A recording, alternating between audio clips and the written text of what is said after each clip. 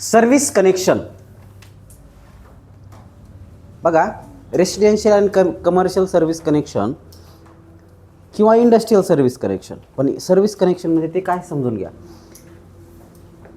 Secondary distribution बोर्डपासून secondary distribution पोलपासून तर energy मीटरपर्यंत जो सप्लाय येतो त्याला आपण काय म्हणतो, सर्व्हिस कनेक्शन असं म्हणतो.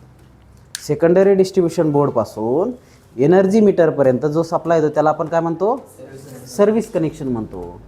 बघा, service connection the point of common the point of commitment of supply of energy from a pole to the consumers premises up to his energy meter board is a service connection. येतं लक्षात. म्हणजे secondary distribution board हे pole असतात ना, हे secondary डिस्ट्रीब्युशनच्या पोलपासून तर तुमच्या घरापर्यंत येणाऱ्या वायरला काय म्हणतो आपण, सर्व्हिस वायर म्हणतो. किंवा त्याच कनेक्शनला आपण काय म्हणतो, सर्व्हिस कनेक्शन असं म्हणतो. आता ते सिंगल फेज आणि 3 फेज दोन्हीमध्ये असू शकतं. सिंगल फेज अप्लायन्सेससाठी सिंगल फेज 230 वोल्ट आणि 3 फेजसाठी 400 वोल्ट किंवा 440 किंवा 415 वोल्ट डिपेंडिंग ऑन रिक्वायरमेंट. लिहू नका, लक्ष द्या. आता त्याचे 2 प्रकार पडतात, एक ओव्हरहेड आणि एक अंडरग्राऊंड सर्व्हिस कनेक्शन. एक ओव्हरहेड आणि अंडरग्राऊंड सर्व्हिस कनेक्शन. आणि त्याला आपण काय करतो, एक सपोर्ट वायर लावतो. आयदर ओव्हरहेड आणि अंडरग्राऊंडसाठी पण लावतो याच्यापर्यंत. तर कशासाठी, मेकॅनिकल स्ट्रेंथ प्रोव्हाइड करण्यासाठी. शॉर्टमध्ये service connection is that bring the electric energy from the supplier line to the consumer building. Supplier लाईनपासून तर कंझ्युमर बिल्डिंगपर्यंत जो सप्लाय येतो त्याला आपण काय म्हणतो, सर्व्हिस कनेक्शन असं म्हणतो. आता service line is terminated at the supplier. Okay, कुठं, मेन बोर्डपर्यंत. ओके, आणि तिथं मेन बोर्डला काय लावलेलं असतं रे, स्पेसिफिक प्रोटेक्शन. ओके, जसं की फ्यूज असेल, त्याच्यानंतर ते पहिली गोष्ट ते एनर्जी मीटर सील असेल, त्याच्यानंतर फ्यूज युनिट असेल, ICDP स्विच आणि फ्यूज. म्हणजे एनर्जी मीटर बरोबर त्या फ्यूज आणि याचा सेट देतात. ते ICDP स्विच आणि फ्यूजचा सेट देतात. पाहिलं का तुम्ही, पाहिलं का? बरं, त्याच्यानंतर त्याच्याऐवजी तिथं आता MCBचा सेट देतात. हे पाहिलं का, कोणी पाहिलं आहे? एनर्जी मीटरच्या नंतर MCB बॉक्स आणि इंडिकेटिंग लाईट आहे. कोणी पाहिलं आहे? इथं दाखवलं मी तुम्हाला काल, त्या दिवशी एनर्जी मीटर पण दाखवलं आणि तिथून आतमध्ये आल्याच्या नंतर हे कनेक्शनसुद्धा दाखवलं. पाहिलं?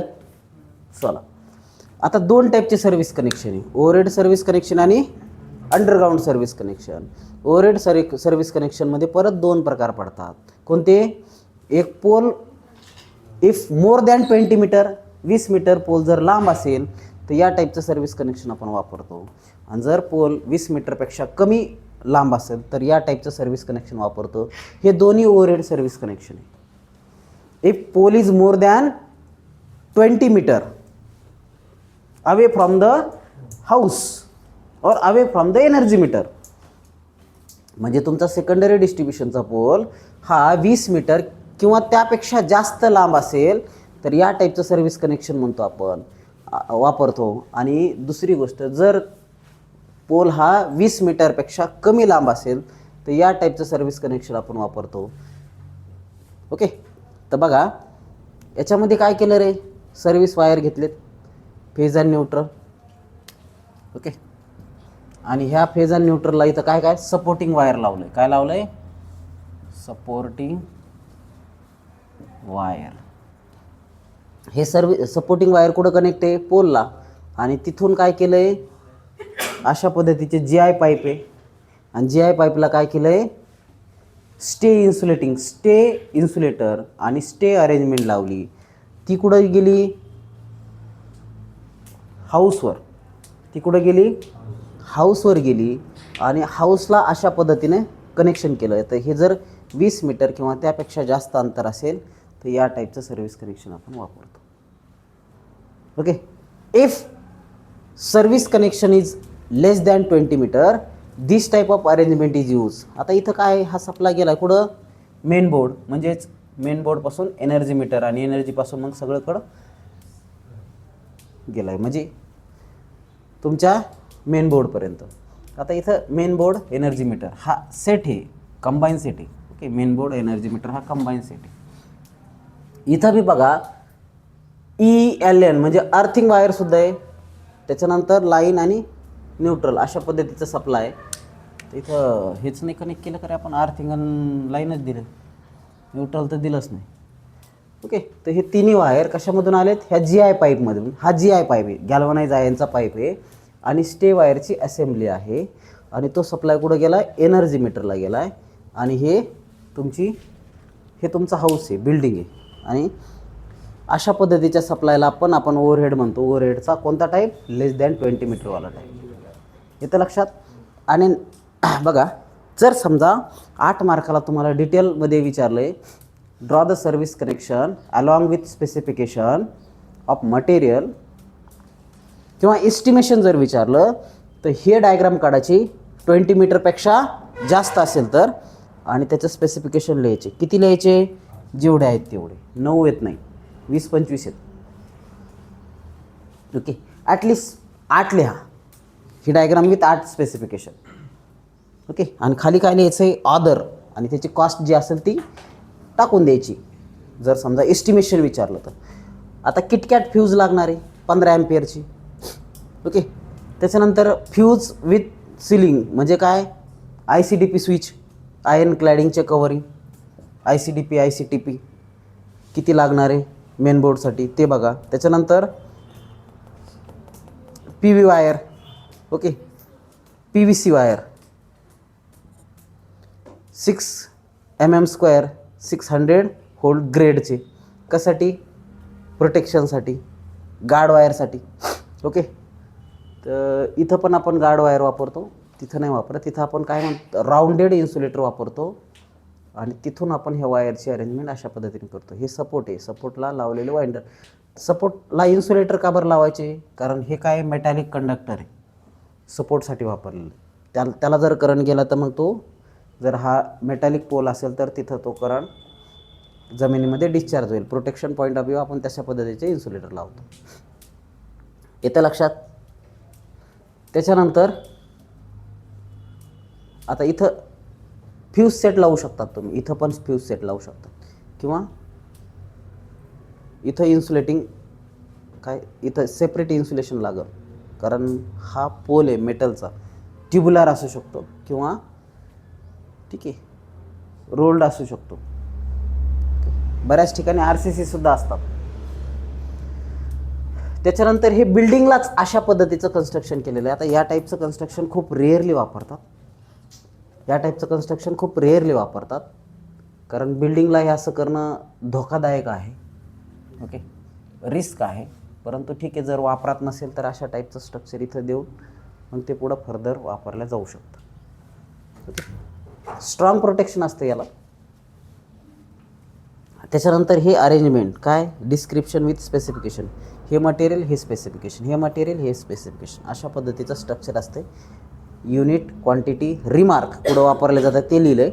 अमाऊंट आणि रेट. अमाऊंट समजा 2 लागत असेल, एकाचं रेट जर 1,500 असेल तर टोटल रेट जर 1,500 असेल तर अमाऊंट किती असेल, 3,000 असेल. अशा पद्धतीचं डिस्क्रिप्शन तुम्हाला लिहायचं इथं. किती मार्काला विचारतात, 8 मार्काला. नुसती डायग्राम विचारली 4 मार्काला, नुसती डायग्राम विचारली 4 मार्काला. व्हॉट इज सर्व्हिस कनेक्शन विचारलं 2 मार्काला. Okay, what is service connection, classify its type and explain anyone 6 मार्काला. डायग्राम विथ स्पेसिफिकेशन 8 मार्काला. समजलं, राईट डाऊन.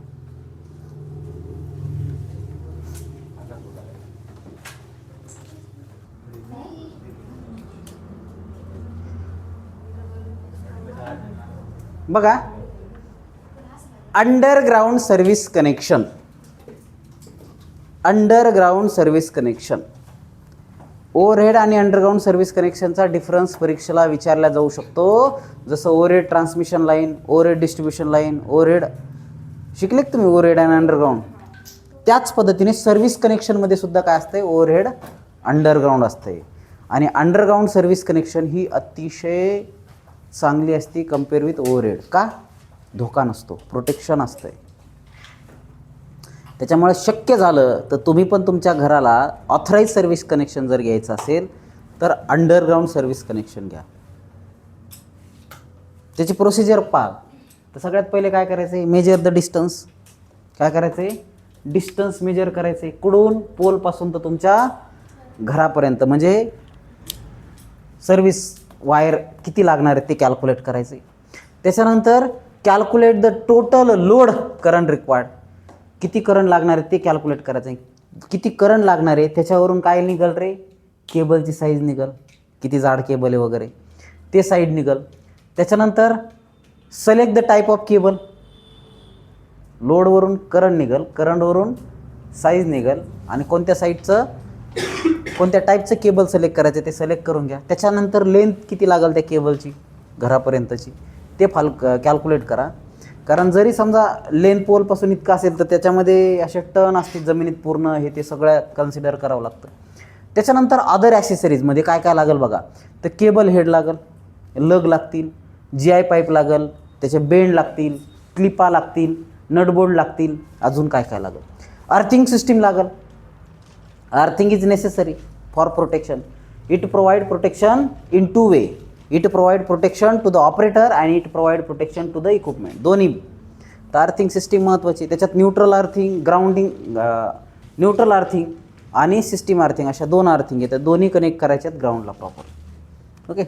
त्याच्यानंतर pole, clamp, screw, saddle, wooden गुट्टी, हे सगळ्या गोष्टी लागतील. अजून पण काही काही लागेल. ओके.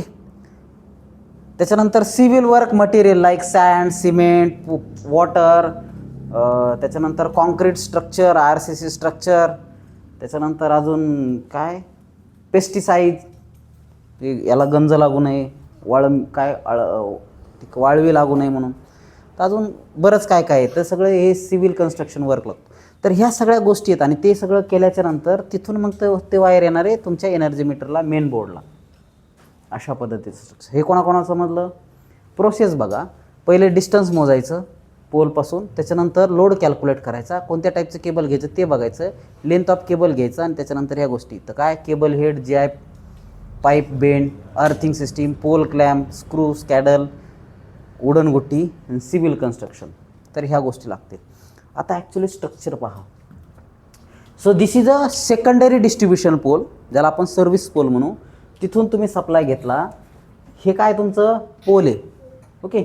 या पोलला अशा पद्धतीने कनेक्शन केलं. तिथून हे बऱ्याच वेळेस या पोलला अशा पद्धतीनं गुंडाळलेलं असतं. तुम्ही बघा आकडा टाकलेला आहे समजा शेतात, बरं का, आकडा टाकलेलं तर याला गुंडाळलेलं असतं, इथं दोरीने वगैरे बांधलेलं असतं. पण त्यापेक्षा इथं GI पाईपने स्टँडर्ड प्रोसिजरने अशा पद्धतीने हे करायचं. इथं तुम्हाला स्ट्रक्चर करायचं आहे, बेंड करायचा आहे आणि त्याच्यानंतर असा एक पाईप घ्यायचा आहे. ओके. इथं टाकलेला पाईप वेगळा, इथं साधा पाईप टाकला तरी चालतो. इथं टाकलेला तुमचा मेटलचा असेल किंवा स्ट्रॉंग असेल तो पाईप टाका. नंतर इथून परत बेंड टाका इथं. ओके.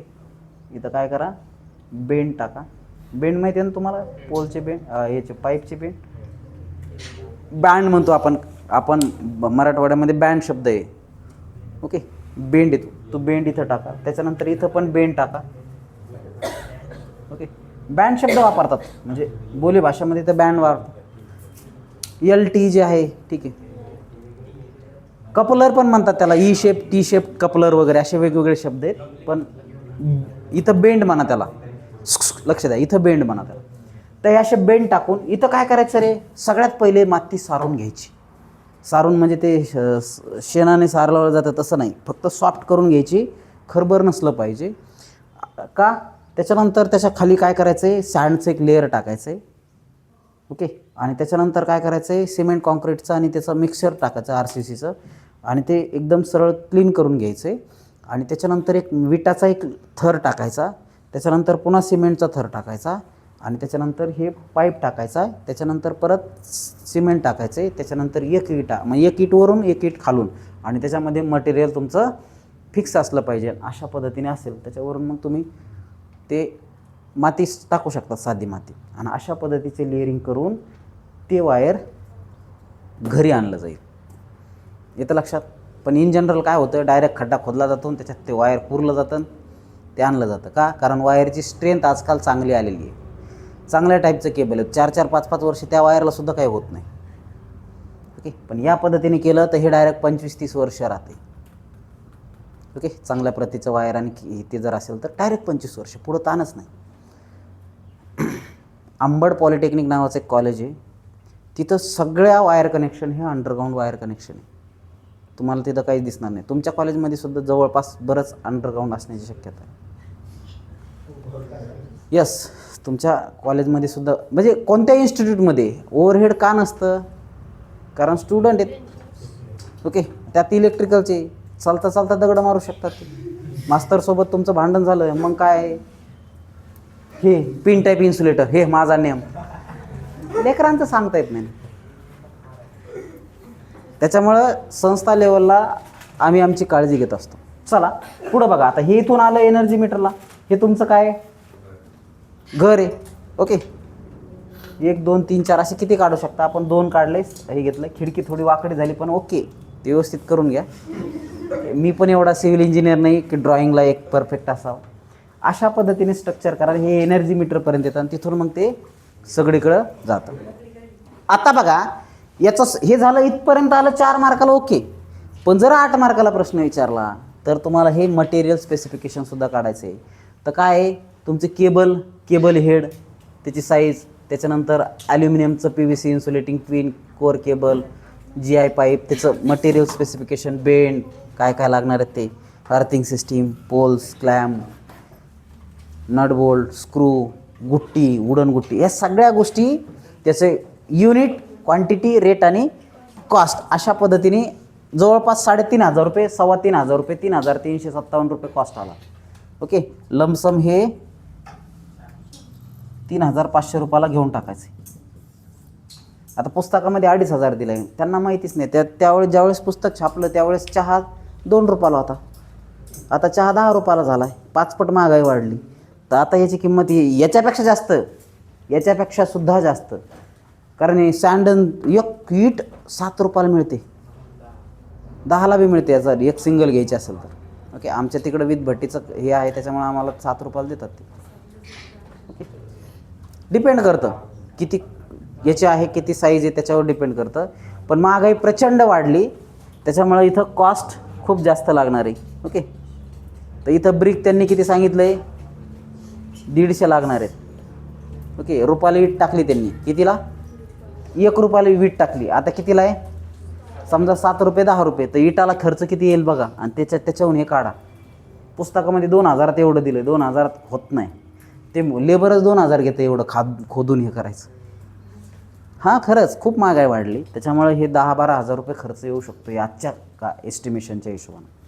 पण ठीक आहे, पुस्तकामध्ये ते आहे, त्या पद्धतीने तुम्ही जा, काही प्रॉब्लेम नाही. ओके, तर याच्यामध्ये काही शंका आहे का? कोणाकोणाला समजलं रे?